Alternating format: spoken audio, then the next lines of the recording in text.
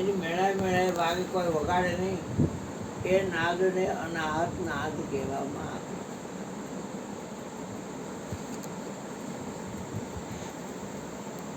અનાહત નાદ બજાયા. આદિ હતા તો અંતહિ પાયા.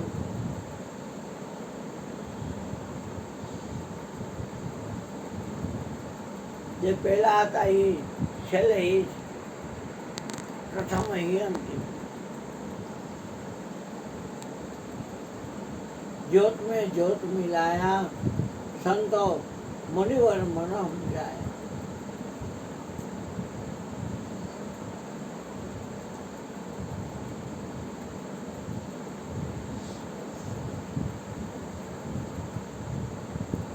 सूक्ष्म भेद में सुरता पहुंची. 52 बार बुझाया.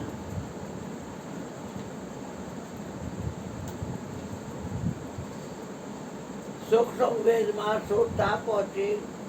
52 बार बुझाया. कहे रविराम बाण चरण में जन्म मरण में नो आया. હવે જન્મવું નથી, મરવું નથી. સંતો મુનિવર મન સમજાયા. જગતને ખુશ કરવા આપણે આવ્યા નથી, જગતના નાથને ખુશ કરવાના. જગન્નાથ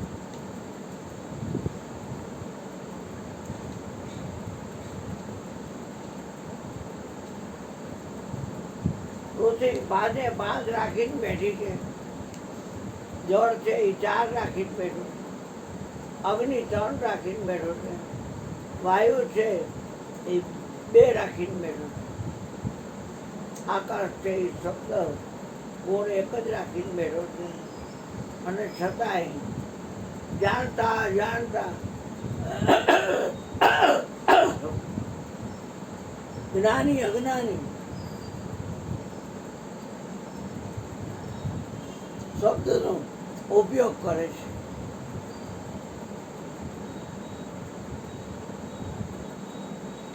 પૃથ્વી, જળ, તેજ, વાયુ એ બોલવામાં છે, બાકી છે તો શબ્દ છે. શબ્દ સિવાય કાંઈ.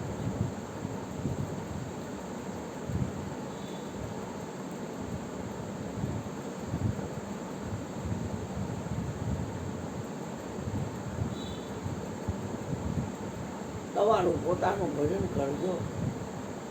નિજ ભક્તિ કરવા જેવી છે. જગતને ખુશ કરવાની ભાંગજળમાં પડશો માં. જગત તો એક સપનાનો ખેલ છે. આજ છે ને કાલ નથી. इस धन की कौन बढ़ाए?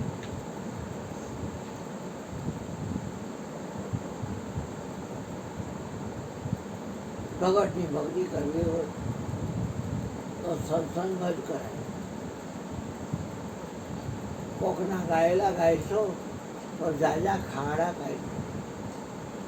સમજી સમજીને ગાઈશો તો વહેલા વૈકુંઠ જાય.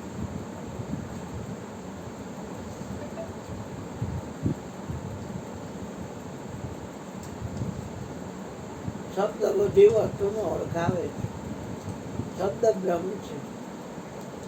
શબ્દ વગર સુરતા આંધળી છે. કહો કોણ ઘર જે સમાય? ઘર ન પાવે શબ્દ ના તો ફીર ભટકા ખાય.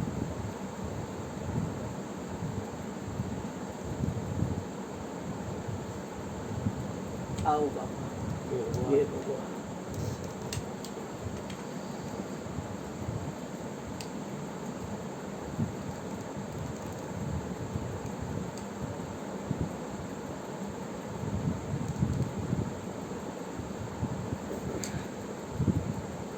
ગુરુજીના સેવક થાય તો આપણે નાદ ના કહેવાય, પણ ગુરુજી ગ્રહસ્થ હોય ને એનું બાળક હોય તો એ બોધનું કહેવાય.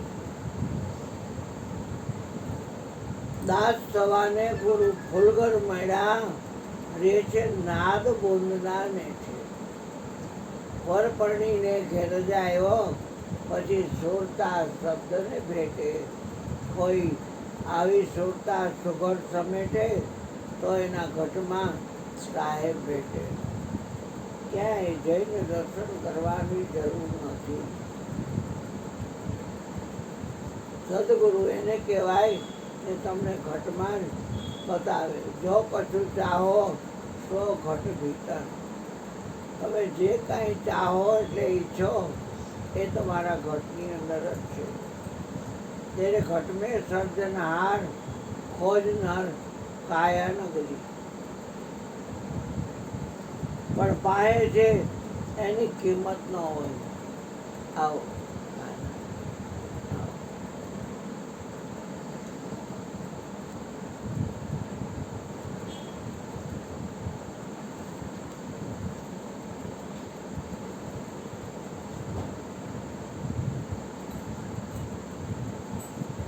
ઘટમાં કૂટી, ઘટમાં તાળું, ઘટમાં જ ખોલવા વાળો.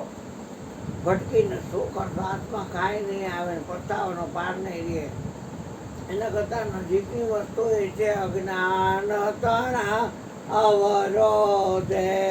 અરે અજ્ઞાન તણા અવરોધે.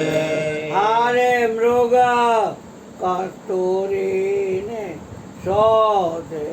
હારે મૃગ કસ્તુરીને શોધે. એ ભટક મારે વણ બોય રે.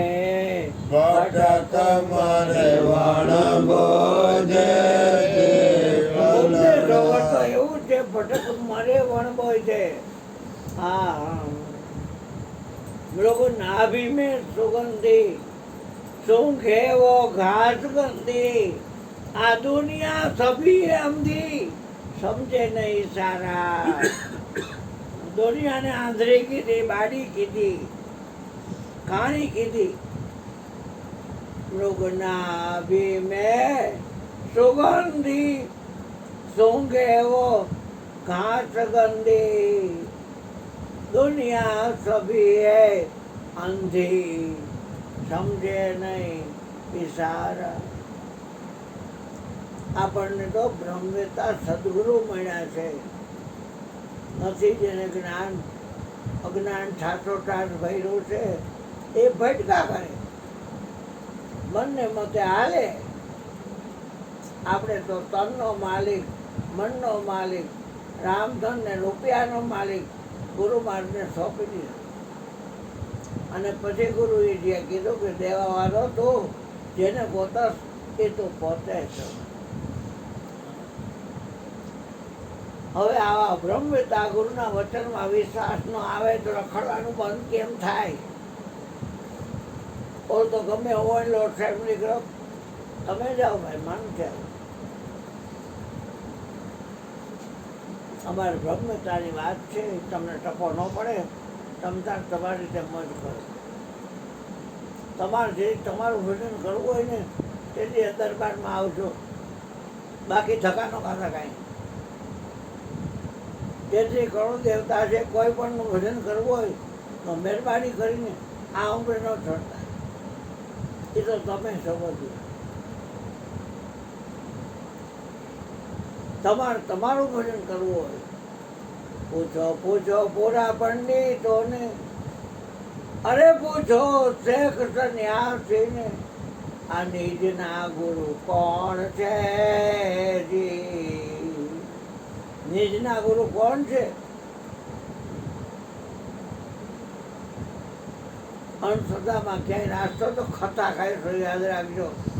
હું કાંઈ ગાદીપતિ નથી, પણ ગોવિંદની ગોપી તો જરૂર છે.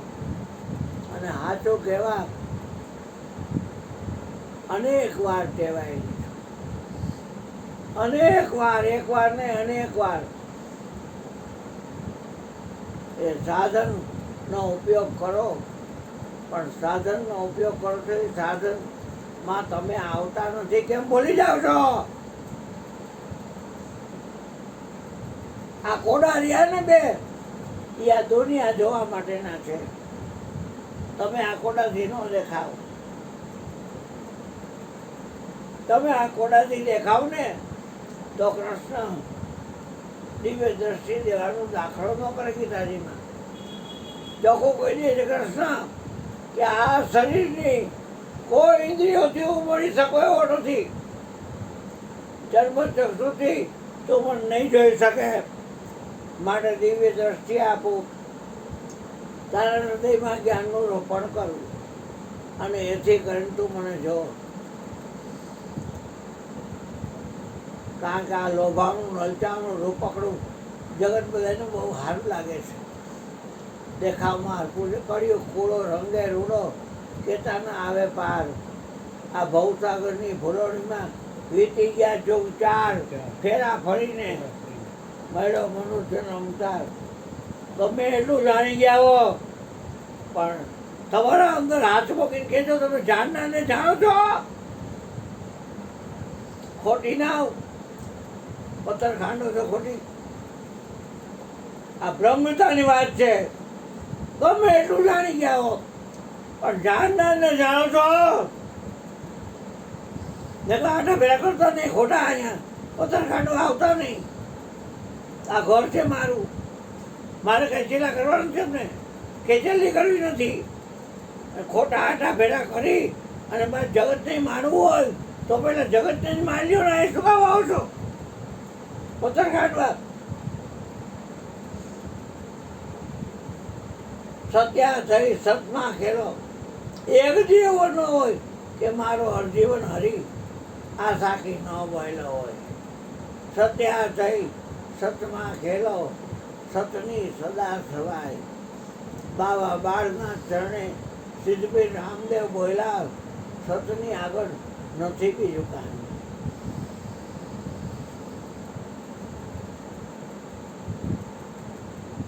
પ્રગટની ભક્તિ કરવી હોય તો તમારું ભોજન શીખી લો.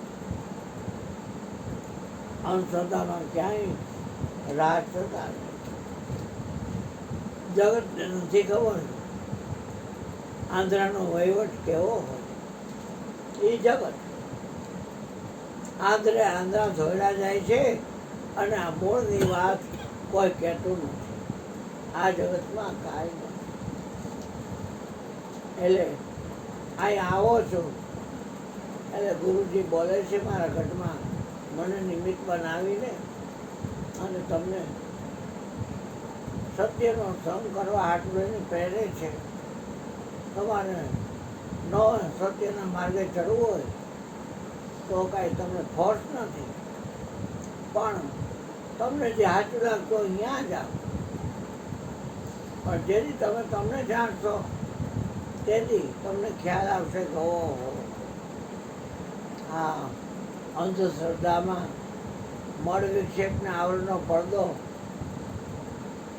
આઘો કરવાને બદલે ઉલટાનો એને આડો રાખી દીધો. હું ને મારુંનું આવરણ કાઢવાનું હતું એને બદલે રાખ્યો હું ને મારુંનું આવરણ રાખ્યું.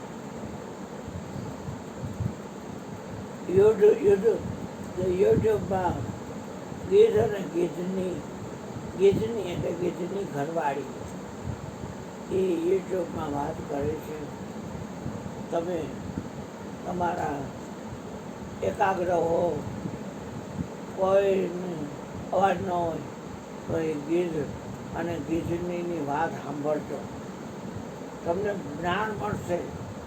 બીજું કૃષ્ણ ભગવાન નારદને કહે છે કે નારદ આ 3 વાત છે ને એ બાળીને ન કરવી.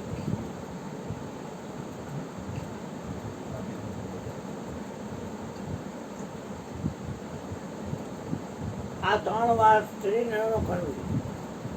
એ કૃષ્ણ નારદને કહે છે અને એ આખી સ્ટોરી કહે છે. એ જોજો તમે યુટ્યુબમાં છે. હા તમને ખ્યાલ આવશે કે આરોગભાઈ વાત કરે છે એ કઈ વાત છે.